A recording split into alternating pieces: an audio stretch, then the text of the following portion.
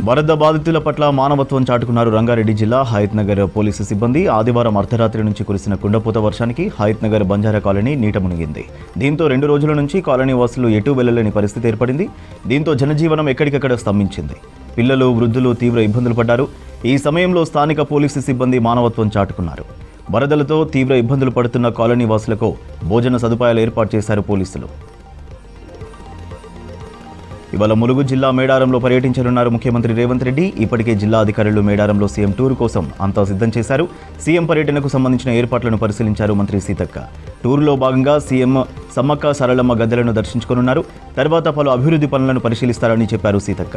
ఇక పూజారులతో మాట్లాడి మేడారం పనులు, గద్దె దగ్గర చేయాల్సిన అభివృద్ధిపై డిస్కస్ చేయనున్నారు సీఎం, మంత్రులు.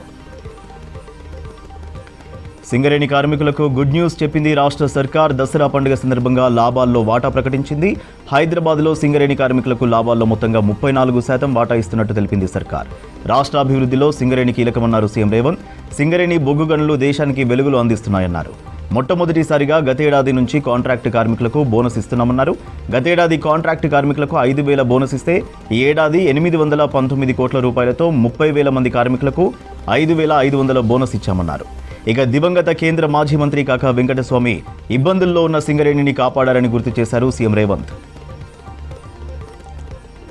కాంగ్రెస్ హయాంలోనే సింగరేణి లాభాల బాట పట్టిందన్నారు రాష్ట్ర కార్మిక ఉపాధి శాఖ మంత్రి జి వివేక్ వెంకటస్వామి. సంస్థలో వచ్చిన లాభాలను కార్మికులకు పంచుతున్నామని వివరించారు. కాంట్రాక్ట్ కార్మికులకు కూడా ఈ ఏడాది 5,500 రూపాయల బోనస్ ఇస్తున్నామని ప్రకటించారు. పేదల కోసం ప్రభుత్వం ఎన్నో సంక్షేమ పథకాలు అమలు చేస్తుందన్నారు మంత్రి వివేక్.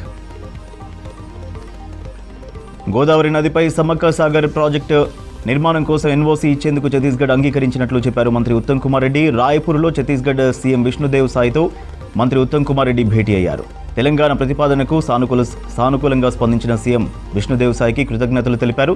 ఛత్తీస్గఢ్లో భూసేకరణ, పరిహారం, పునరావాసం పూర్తి బాధ్యత తీసుకోవడానికి తెలంగాణ అన్ని చర్యలు తీసుకుంటుందని ఛత్తీస్గఢ్కు వివరించామన్నారు.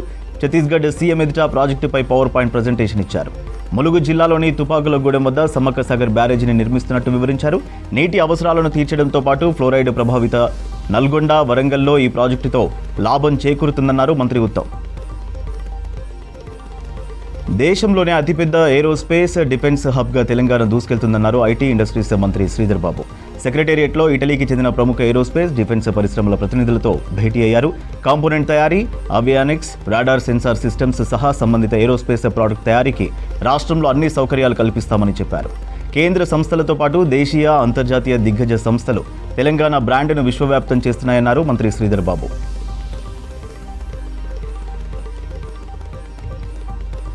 సిద్దిపేటకు పామాయిల్ ఫ్యాక్టరీ రావడానికి కష్టపడింది, చెమట చిందించింది బీఆర్ఎస్ పార్టీ అన్నారు మాజీ మంత్రి హరీష్ రావు. సిద్దిపేట జిల్లా నంగునూరు మండలం నర్మెట గ్రామంలో పామాయిల్ ఫ్యాక్టరీని సందర్శించారు హరీష్ రావు.